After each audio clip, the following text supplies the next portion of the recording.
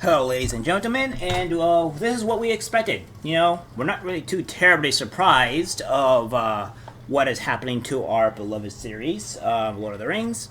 I digress, though, it was to be expected, and I don't think Amazon is going to be doing super well, is it? Because if it was, they would be very happy, but they're not. They're not. So, without further ado, let's get directly into the article and see what's really going on with our great Lord of the Rings, The Ring of Power. I had trouble getting through the first episode. Eager fans are left underwhelmed by hotly anticipated The Lord of the Rings, The Rings of Power, as the first two episodes of Amazon's billion-dollar Tolkien epic finally drop. I'm gonna wait to see it fail miserably. After two big screen trilogies adapted from J.R.R. Tolkien's Lord of the Rings, The Hobbit, and The Hobbit books, Amazon Studios' hotly anticipated The Lord of the Rings of Power has finally dropped. And I'm not going to be going over this full article, by the way, because it will have spoilers and stuff and all that crap, which some people won't want, so I will not go through there. I'll just read, like, a very small part of it and then go through it, so, and stop. So, don't worry, I won't go through it. If you guys actually want to see the trash fire that it is, then by all means.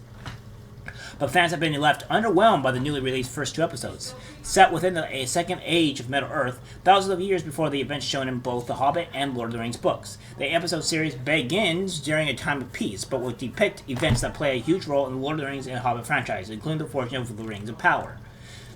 Excited viewers were eagerly awaiting the first two episodes to drop at 2 a.m. GMT on Friday morning, but appeared disappointed by the results after binge-watching the one-hour installments as it received very mixed reviews.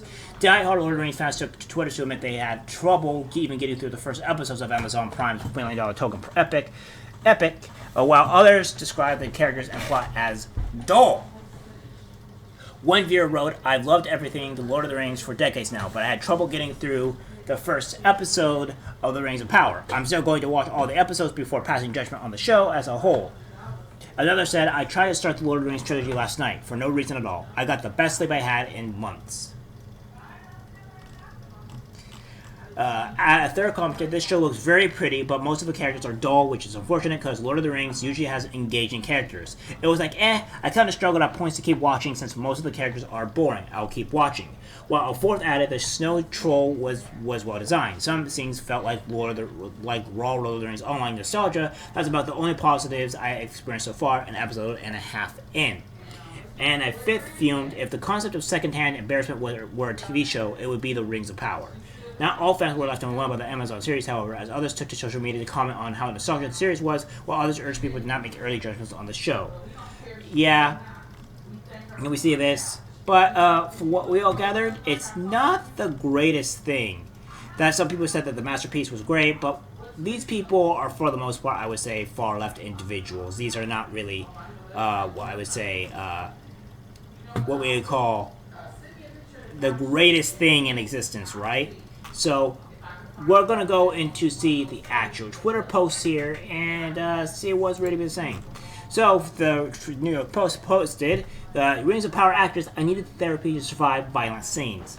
I went and saw the first two episodes. Straight dumpster fire. Laugh aloud." Yeah, I don't know what the hell that's supposed to mean. I had no idea. The title is extremely misleading, while the whole article basically said nothing. Did any of you actually read the article? Yes, I did. I felt bad for Jeff Bezos' son. "I'm going to need therapy to survive watching an episode of this show," by Melanie Mack. "I've heard so many people say it was boring and just not good. Jane Therapy was streaming last night. I popped in to watch and I left after about a minute of watching. Nothing against Jane, but it was The Rings of Power. It's not real. Sigh, I think they forget or have a hard time between reality versus fantasy. That show's going to be such a dumpster fire. It's pure fan fiction, nothing to do with Tolkien from what I've seen. Oh, please give me a break. Weak. Oh, boo-hoo. Here are some of it for y'all. It's not real. People are laughing. More women in combat. Cringe. Yeah, Lethal, right." And that's what pretty much suggests of what everybody is talking about with the New York Post and stuff like that. Obviously, we have some people in the left-wing side kind of praising praising it, but yeah, obviously it's not going to be doing well.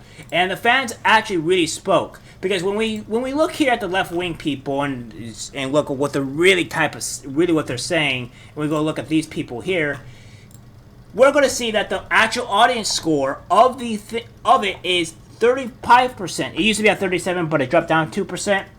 And now it's at the average tomato meters at 84%. Probably going to drop even more. This is not going to do well. It's going to fail. It's going to crash and burn, and I cannot wait till it does. Absolutely hilarious. Now, here's the thing, guys. We all know that that these woke people are going to praise it because they're woke. But we all know that this series is not going to do it. It's going to hemorrhage money, and honestly, Amazon's going to suffer for it. I can't wait to see this fail because it's absolutely terrible. They put all this woke garbage into it, and it's just not going to be good. Notice how when the one person said that the best person of the series happens to be the black woman that is obviously overweight. Like, look, like this is clearly obvious.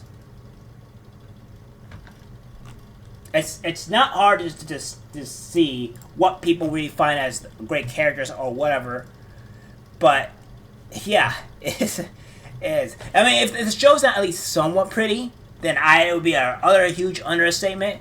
But I digress. It's like this show is going to be fundamentally terrible. They're going to be releasing more people that is going to be awful, and I can't wait.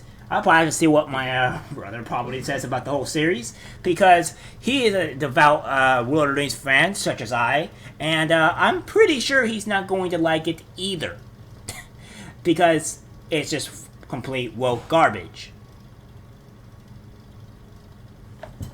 Also, as a matter of fact, I don't think there was very many black people in general in Lord of the Rings, so there's also that. So, it's just... I guess terrible. All these movies from now on and here on out are going to be terrible. They're going to affect our stuff, and they're going to make everything horrible for the rest of us. Like I said, it's always best to get into our own stuff, make our own stuff, and make it happen. You sitting here, folks. You sitting here. 35% with the audience score. And people are blasting it.